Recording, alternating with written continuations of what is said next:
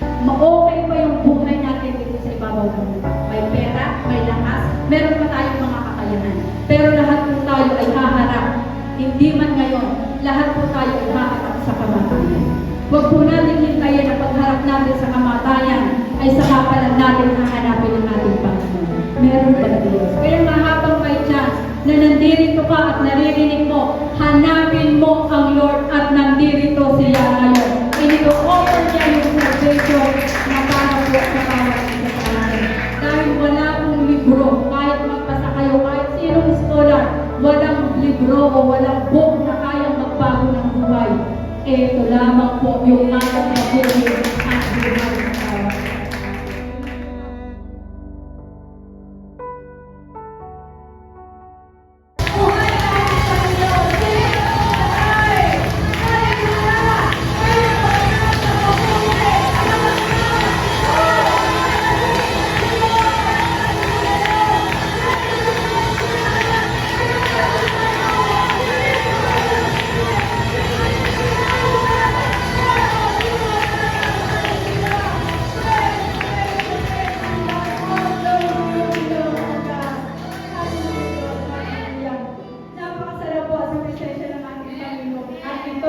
Ganito yung gagawin natin sa langit.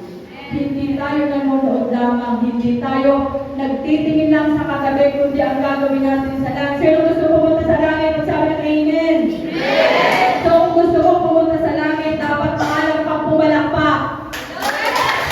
Dapat maalam kang sinasaw. Dapat maalam kang makanap. Dapat maalam kang magpunan.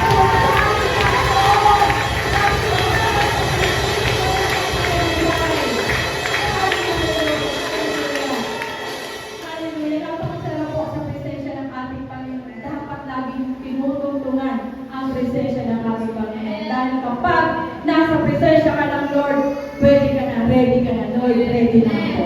Pag nasa presensya ka ng ating Panginoon, hindi mo aalalahan na kahit anong problema. Kapag nasa presensya ka ng ating Panginoon, there is heaven in His presence. Mayroon po namin sa presensya ng ating Panginoon. Amen. So magandang umaga po sa ating lahat. Amen. So salamat po sa inyong lahat na nandirito. At ang pagpapala ng Lord ay nasa akin na po. Tinanggap na po ng Lord, tinanggap na natin yung pagpapala na hiningi po natin sa ating Panginoon. Alam ko lahat po tayo bago tayo pumunta dito ay ang nais ay malugod ang ating Panginoon. At alam ko na nakarating sa trono ng biyaya ng Lord ang bawat palakpak natin. Alam mo po ba na sa bawat palakpak natin, isang kaluluwa o isang miyembro ng ating family ang pwedeng iligtas ng ating Panginoon. At sa bawat palakpak at sigaw po natin, hindi lamang ikaw, kundi yung langit ay pwedeng bumukas para ibuhos yung masaganang pagpapala po sa atin. So kung gusto mo talaga ng pagpapala sa ating Panginoon, matuto kang magpuri sa ating Panginoon. Ito po yung susi para po pagpalain tayo ng ating Panginoon. Siyempre, yung pagsunod po sa kalooban ng ating Panginoon. Amen. So, sino pong dinaanan ni Marie Christine? Dinaanan po ba kayo? O baka sa akin lang dumaan? Amen. So, alam ko po, hindi po tayo accepted. Ako po ay taga-Candelaria. So, sa mga bisita po, Candelaria po ako. Medyo may hagupit, may mga malalakas na hangin. Pero by God's grace and mercy, nandito pa rin po.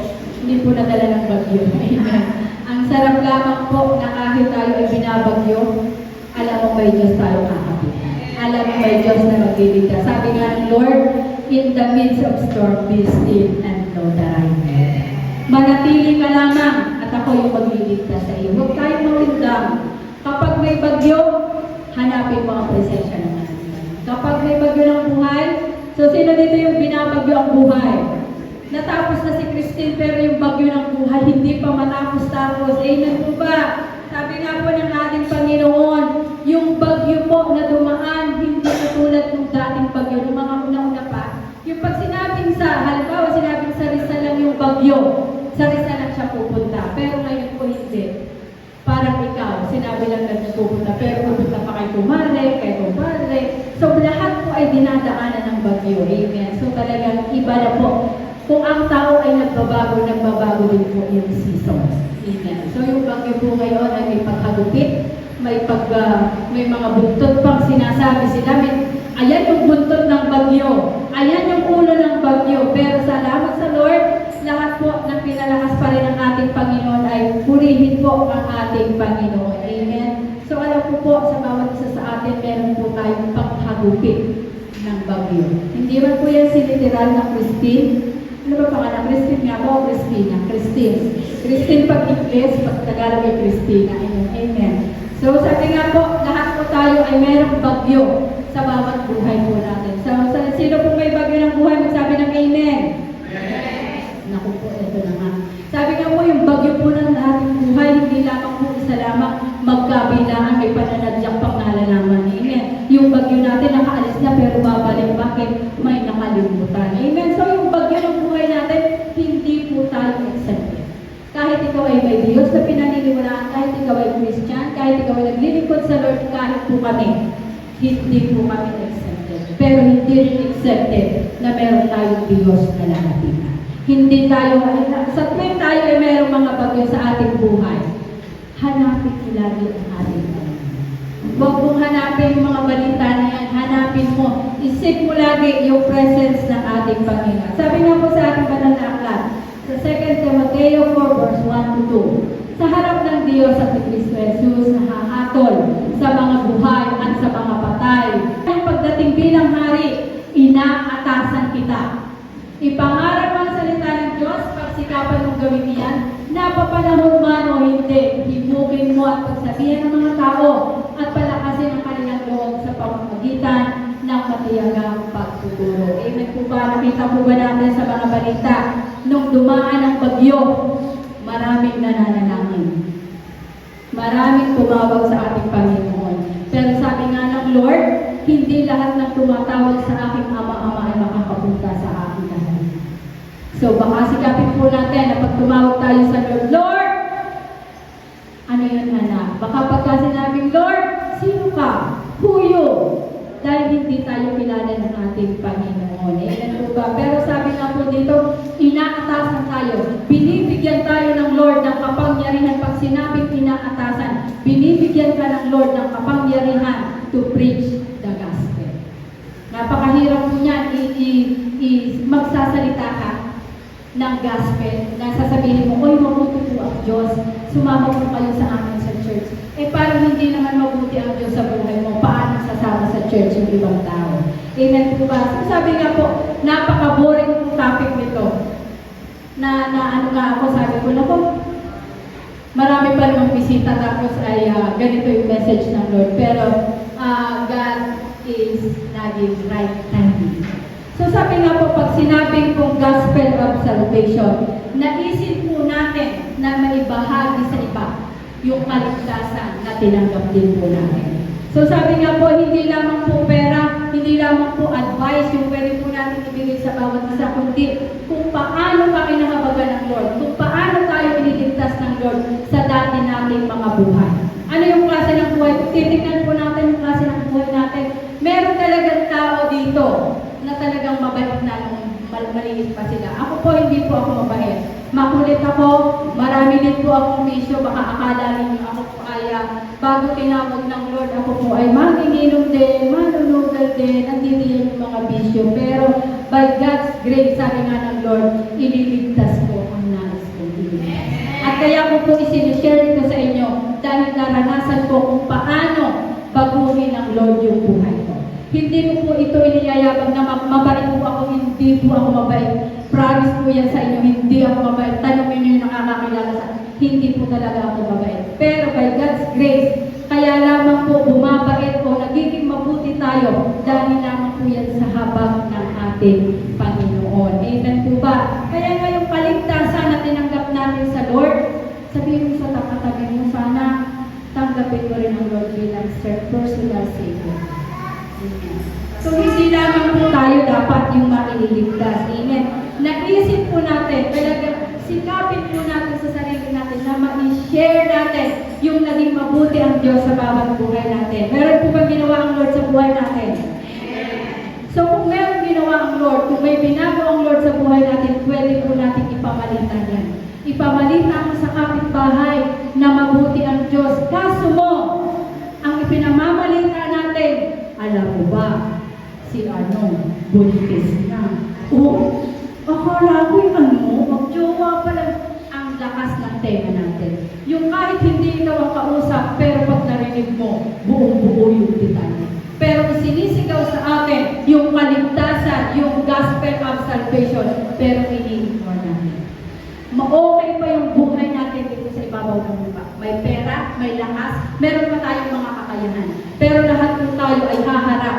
Hindi man ngayon, lahat po tayo ay haharap sa kamatayan. Huwag po natin hintayin na pagharap natin sa kamatayan ay saka pa lang natin hahanapin ang ating Panginoon. Meron ba Diyos? Kaya nga habang may chance na nandirito ka at naririnig mo, hanapin mo ang Lord at nandirito siya ngayon. Ini-offer niya yung salvation na para po sa bawat isa sa atin. Dahil wala pong libro, kahit magbasa kayo, kahit sinong scholar, walang libro o walang book na kayang magbago ng buhay.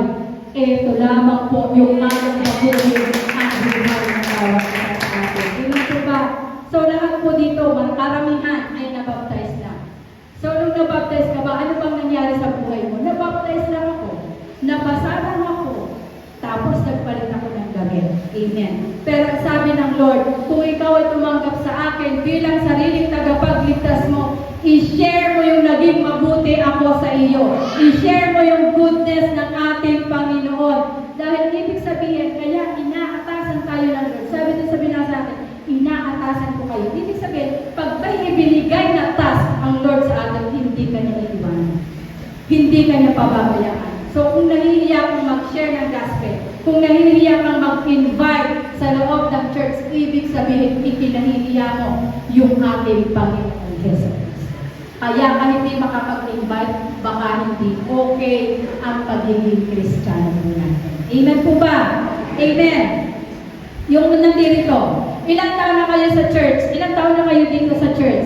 Sino pinakamatagal na dito sa church? So kung ilang taon na kayo, kayo yung nakakaalam.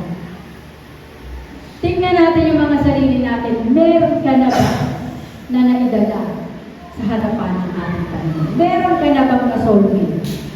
Ang tagal mo na sa church, pero wala ka pang na-soulmate. Ang tagal na natin sa church, pabalik-balik na tayo linggo-linggo dito, pero wala tayong nadadalang mabagong handog sa harapan ng ating Panginoon. Amen po ba? So mamaya, mag-soulmate ka na, mag-invite ka na para sa next week. Lord, ito yung mabagong samyo, iaalay mo sa iyo. At yan po yung sa bawat kaluluwa na dinadala po natin sa templo ng ating Panginoon, libo-libong anghel ang pumapalakpak at nagririwang dahil merong isang kaluluwang na iniligtas ang ating Panginoon. Amen po ba? Palakpakan mo yung katabi mo dahil iniligtas siya ng ating Panginoon. Amen. Sabi nga po ang Lord, kahit anong panahon. Ang title po pala na, siguro nakalimutan ko yan po yung title, in any season. Kahit anong panahon. Kahit anong sitwasyon. May kanta niyan, may kanta niyan eh. Kahit anong sitwasyon. May kanta po niyan. Yung kahit anong panahon, kahit anong sitwasyon, kailangan maibahagi po natin yung kabutihan ng ating Panginoon. Amen po ba? Dahil ang Lord, walang season ang pagliligtas niya. In any season, kung gusto ka nang iligtas, ililigtas po tayo ng ating Panginoon. Sasabihin naman yung siguro, hindi ko kayang mag-preach, hindi ko kayang tumayo dyan para sabihin ang kabutihan ng Lord. Hindi mo kailangan tumayo dito para sabihin ang kabutihan ng Lord. Yung buhay po natin ang magiging buhay na patotoo, na ito yung gospel na tinatayuan ko, yung gospel na nagliligtas ng buhay ng lahat ng naniniwala sa ating Panginoon. At ang gospel po natin, sa 1 Corinthians 15:1-4, now, brothers and sisters, I want to remind you of the gospel I preached to you, which you received and on which you have taken your stand. By this gospel you are saved. If you hold firmly to the word I preached to you, otherwise you have lived in vain. For what I received I passed on to you as of first importance, that Christ died for our sins according to the scripture, that He was buried, that He was raised on the third day according to the scripture. Amen po ba? So, maliwanag po dito na ang gospel of salvation po ay mayroong isang Diyos na namatay, inilibing at muling nabuhay pagkatapos ng 3 araw.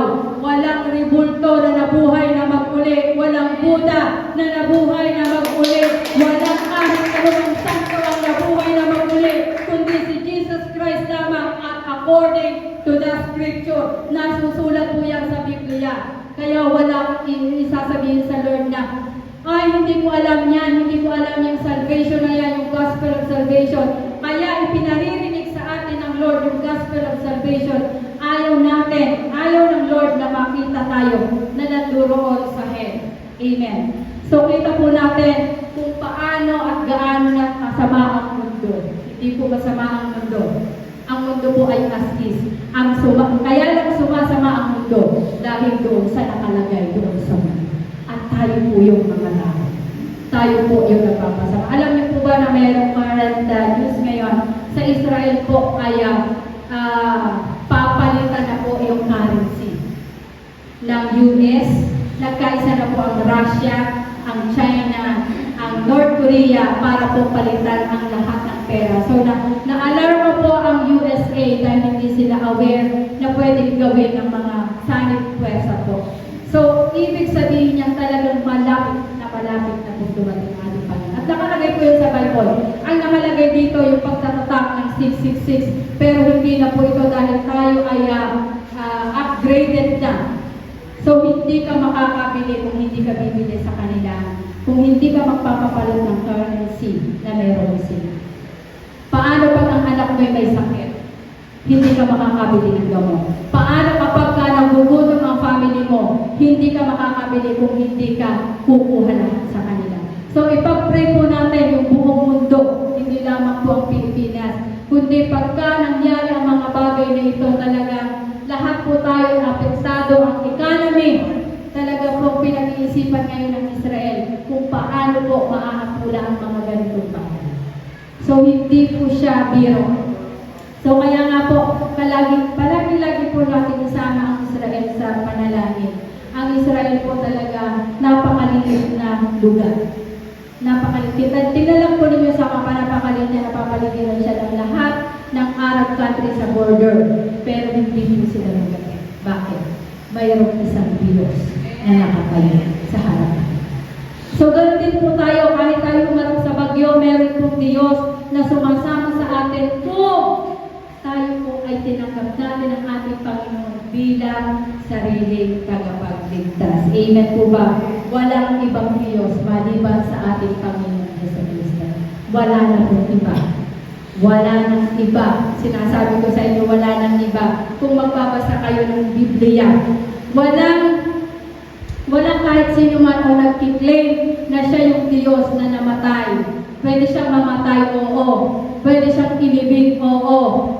O, pagpalagay na natin na bubuhay siyang muli after 3 days, pero wala siya sa scripture ng ating Panginoon. Wala siya sa aklat ng Biblia. Pero wala pa rin po tayong narinig na gano'n. Yung nakawatos na bubuhay ulit, pero wala po na namatay, inilibing at muling nabuhay pagkatapos ng 3 araw, kundi yung pinaniniwalaan mong Diyos, yung tumatayong Diyos, yung buhay na Diyos na pinaniniwalaan natin. Sabi nga, marami pong mga scientists o mga katatalinong tao, inahanap talaga nila kung paano nangyari yun, pero wala po silang makasaliksik. Bakit? Hindi nila kayang saliksikin ang Biblia. Ang hinahanap ng Lord, yung humility para maintindihan po natin ang salita ng ating Panginoon. Amen po ba? Kaya nasabi doon, kung namatay ang Lord at nabuhay na mag-uli after 3 days, kung meron kang pangarap na namatay, after 3 days, bubuhayin uli ng Lord. Kung meron kang pag-asa na namatay, bubuhayin uli ng ating Panginoon. Kung meron kang mga bagay na namatay na ayaw mo na ipag-pray. Pero sabi ng Lord, kung yung kamatayan ay napagtagumpayan ko, yun pang problema mo, yun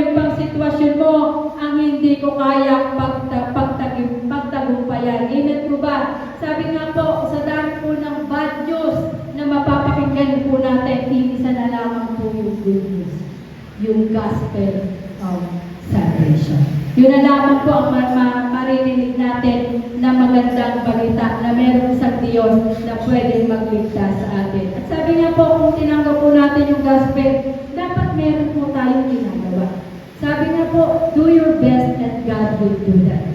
Gawin mo yung part mo at ang Lord yung gagawa sa lahat ng bagay. Yung first step po natin para sa soul winning, para sa pag-invite sa salvation na ino-offer ng Lord. Sa bawat kamay po natin, may kaluluwa na inilagay ang Lord dyan. Baka kaya, hindi siya baka totoo, na hindi pa bumabalik ang Lord, kulang pa yung ililigtas na niya. Kaya nga yung bawat kaluluwa na nakalagay sa ating kamay, hanapin natin at dalhin natin sa harapan ng ating Panginoon ng sa gayon. Muli, maranasan natin, makita natin yung muling pagbabalik ng ating Panginoon. Sabi nga po, there is coming Messiah in Old Testament. Pag binasa niyo po ang Old Testament, there is coming Messiah. At sa New Testament, sinakatuparan na po yan ang ating Panginoong Jesucristo. At bilang mga anak ng Diyos, isa sa katuparan natin yung pagtanggap sa ating Panginoon sa Acts 2:38. Sabi nga po dito, Peter replied, repent and be baptized, every one of you, in the name of Jesus Christ, for the forgiveness of your sins, and you will receive the gift of the Holy Spirit. Amen po ba? So sabi nga po, kailangan po sa katuparan natin yan, hindi lang po dapat alam natin. Kailangan magkaroon tayo ng paghingi ng tawad sa ating Panginoon. Ang paghingi po ng tawad ay hindi yun yung inuulit na kasalanan. Pag sinabi humingi ka ng kapatawaran sa Lord, nababago po yung buhay natin. Sa tulong ng ating Panginoon. Pag sinabi, pag ikaw ay tumubog sa tubig at nagpabaptize ka sa tubig, ibig sabihin, nililinis lahat ng Lord yung mga minana nating kasalanan sa ating mga ninuno. Kaya nga, pagkatapos natin mabaptize, ibinibigay ng Lord yung regalo. Yung regalo ay ibinibigay ng Lord sa atin. Ano yung regalo na yan? Yung regalo ng banal na Espiritu na lagi po natin kasama-sama. Kaya nga paggagawa ka ng mga bagay na hindi ka looban ng Lord, may nagre-remind sa atin, anak, tama na yan. Inuman na. Bakit ganon? Sabi ng Lord, akala ko ba na mabaptize ako, may ibinigay ang Lord sa akin na regalo. Saan mo inilagay yung regalo ng Lord sa iyo? Dahil ang Holy Spirit na yan, yan yung maggagay sa iyo na anak, tama na yan.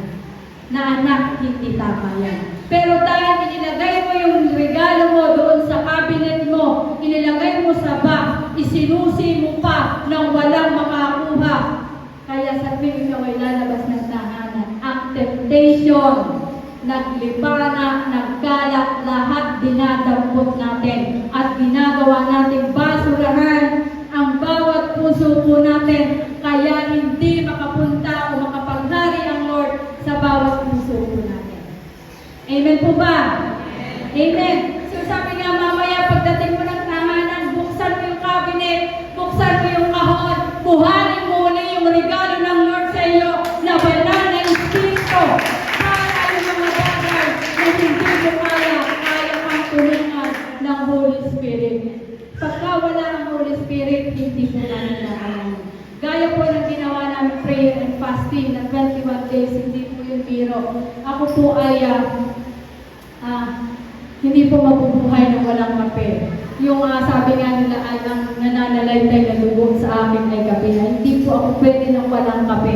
Pero dahil sa tulong ng banal na Espiritu ng Lord, sa tulong ng grace ng Lord, napagtagumpayan ko po yung 21 days na natatanaw ko yung kape. Sabi ng kape, hello! Pero hindi ko siya makuha. Bakit? Mas malakas ang banal na Espiritu ng Lord na sumasama at tumutulong sa ating lahat. Ako po, mahilig ako sa fried chicken. Ako, nandyan na yung fried chicken, hindi po pwede. Sabi ko na lang sa fried chicken, mas mahal ko ang Lord kaysa KFC na ito, mas mahal mo ang Lord, kaysa fried chicken na ito, mag-intay ka lamang 21 days, bubuluin ko ito para ibigay ang buhay para sa ating Panginoon.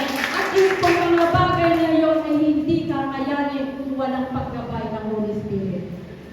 Alam niyo po ba, pagkatapos ng 21 days, pakiramdam ko, nasa akin pa yung Holy Spirit. Pero nung nakita ko yung manok, dinampot ko yung manok, may kape pa. Grabe. Ang sarap. Bakit? Alam kong nandiyan ang Holy Spirit, pero wala na yung conviction. Wala na yung burden para ibigay sa. Kaya po, inaanyayan ko na kayo next year. Hindi po siya madali. Yung iba po namin kasama ay, hindi po ito diet, ha? Hindi po ito diet. Dahil kung diet lamang, hindi ko rin po kaya. Pero pag sinamahan tayo ng banal na Espiritu ng Diyos, ang daming temptation, ang daming okasyon na pinuntahan ng titiyan lahat, naghain ang mga, alam niyo na, punta ako ng kasada ng birthday yan, may bakit akong nilagang sa akin.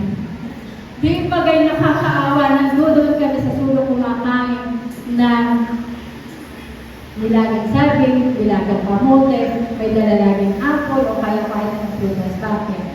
Mas mahalaga at mas mahal natin lahat. Alam ko kayo din, natin lahat ang ating Panginoon. Mas masarap po kasi sa presensya ng Lord kaysa sa fried chicken. Sa totoo lamang po. Yung kami po ay virtual, pero damang-dama po namin yung transfer ng spirit ng bawat isa. Yung mararamdaman mo, yung bumabasa pa lang sila ng pag-aaral ng pananakot, mararamdaman mo yung pagkilos ng Lord sa bawat isa. Amen po ba? Sabi nga ng Lord, yung gift po ng ating Panginoon, kailangan po lagi po natin dala-dala yung Holy Spirit ng Lord. Para magagalit ka na, Holy Spirit, parte dali, makakaulang boss. Ibig sabihin, kapag ikaw ay nagalit pa, kapag ikaw ay may tampo pa, kapag meron pang basura sa puso natin, wala ang Holy Spirit sa'yo. At ipagwawasiwasan ka ng demonyo. Ipaglalampasan tayo ng demonyo na akala mo, porket nasa loob ka ng church, ay nasa yung Holy Spirit ng Lord. Hindi totoo yan. Maraming nasa loob ng church, pero pinaglalorohan ng demonyo ang bawat isipan natin. Bakit? Hindi totoo na nasa atin yung banal na Espiritu. Dahil kapag nasa atin yung banal na Espiritu ng Lord, may mababago at mababago sa bawat buhay po natin. Amen po ba? Kaya ngayong iba ayaw magpabaptize eh. Bakit? Ang sinasabi nila, saka ako magpapabaptize kapag mabait na ako, hindi mangyayari.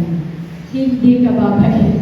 Hindi ka babait kung wala ang tulong ng banal na Espiritu ng Lord at matatanggap mo lamang yung kapag tinanggap ng Lord bilang personal Savior. Hindi po ito para mihan ng miyembro. Hindi po ito para palitan ng inyong religion. Ito po ay para iayos yung tamang relasyon sa ating Panginoon. Amen. Wala pong religion na makakapagligtas o makakapaghatid sa iyo doon sa langit. Hindi po lahat ng taga-Orthodox ay makakapunta sa langit. Sana naman makapunta tayo, pero hindi po guarantee na ikaw ay may religion na makakapunta ka sa langit. Yung tamang relasyon po natin sa ating Panginoon ang makakapagdala po sa ating Panginoon. Kaya ngayon iba ayaw magpabaptize. Sabihin nila, ay baptize na ako. Oo, baptize na po tayong lahat kahit po ako noon. Pero ito po pagpapabaptize ay isa pong pagharap sa Lord ng humility. Ang pagpapasako po sa kapangyarihan ng ating Panginoon. Dahil wala pong school o walang government na walang rules and regulation. Kapag pupunta ka ng school, hindi pwedeng wala kang ID. So, ganoon din po dito sa loob ng church. Mawawala po ang kaayusan kapag wala po tayong sinundan na rules and regulations. Sabi nga ng ating Panginoon, Jesus is the only way, the truth, and the life. Sabi sa John 14 verse 6, Jesus answered, I am the way, and the truth, and the life. No one comes to the Father except through me. So, ibig sabihin niyan, si Jesus lamang yung kailangan. Kung gusto mo ng katotohanan, kung gusto mong malaman yung katotohanan, hanapin mo si Jesus. Kung gusto mo ng buhay na walang hanggan, hanapin mo si Jesus. Kung gusto mong makilala ang ating Panginoon, magbasa ka ng Biblia dahil nandito ang salita ng ating Panginoon. Buhay na buhay. Sabi nga, I am the way, the truth, and the life. No one comes to the Father except through me. Walang makakapunta doon sa langit kung wala kang dalang Jesus sa buhay ko natin. Hindi pwedeng, ay Lord, marami akong pera. Ito yung bayad, pupunta ako dyan. Wala akong gano'n. At higit lalo kung meron kang bagahe o meron ka pang dala-dala sa puso mo ngayon, kapag biglang dumating ang Lord, hindi ka makakasama. Sayang naman yung paglilingkod natin sa ating Panginoon. Amen po ba? So sabi nga dito, Jesus is the only. Ang ating Panginoon lamang po, yung daan para po tayo ay makapunta doon sa langit. Amen. No other way, only God. Only Jesus Christ. Amen. Kung gusto mo magkaroon ng buhay na walang hanggan, hanapin mo si Jesus. Kung gusto mo matagpuan ang katotohanan, hanapin mo si Jesus Christ. At diyan lamang po natin yan makikita sa ating banal na aklat. Amen.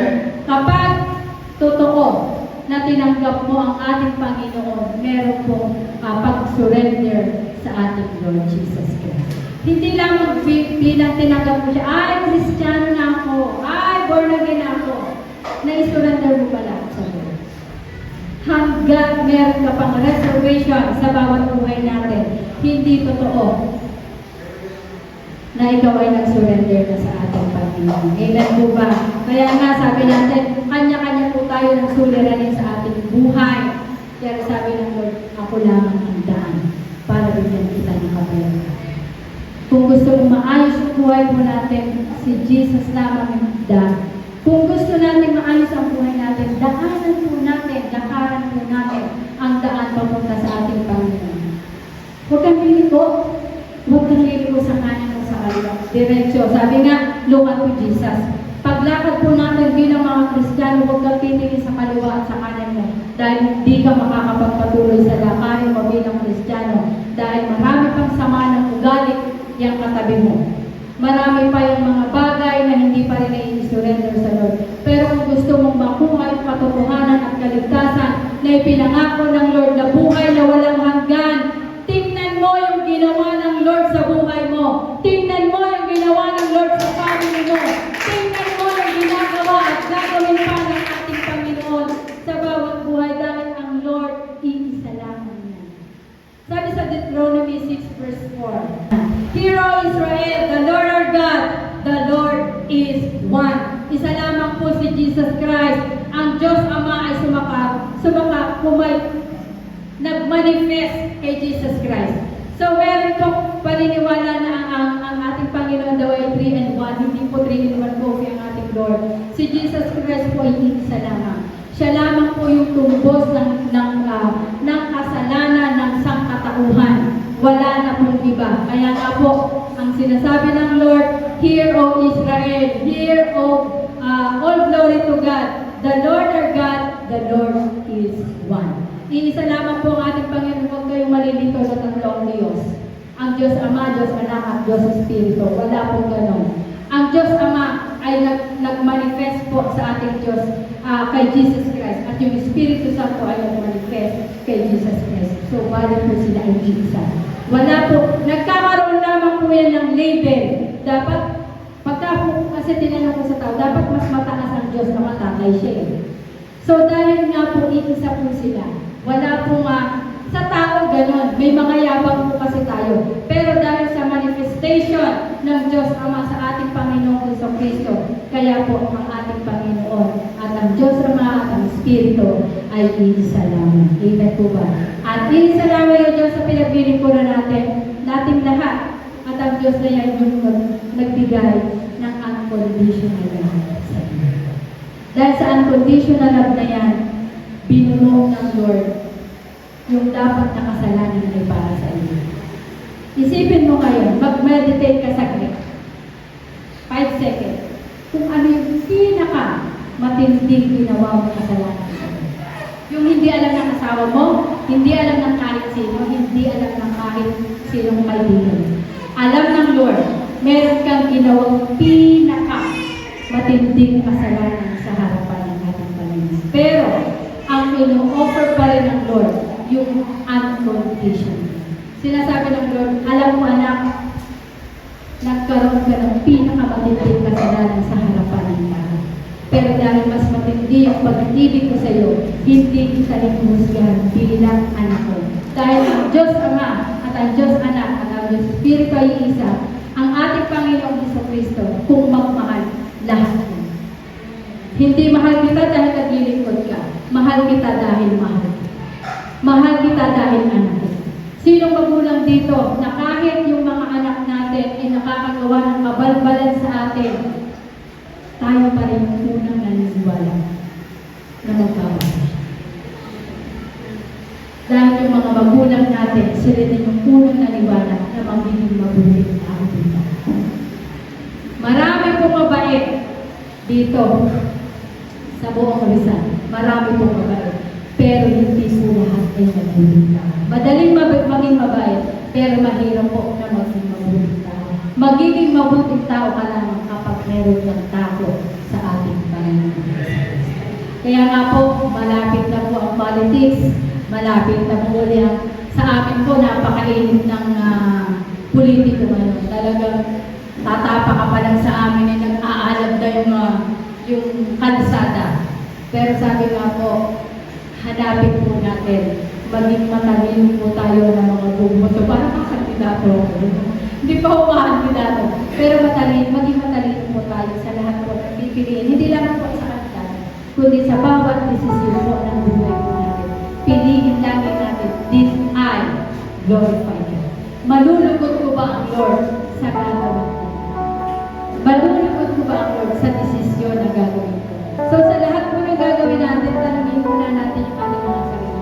Malulugod ko ba ang Lord kung gagawin ko mga bagay? So sa ganun po, maiiwasan, malilesen po yung paggawa po natin ng mga So sabi nga ng Lord, in any season, in any situation of our lives, preach the gospel. Ihayag po natin yung kabutihan ng ating Panginoon. Amen po ba?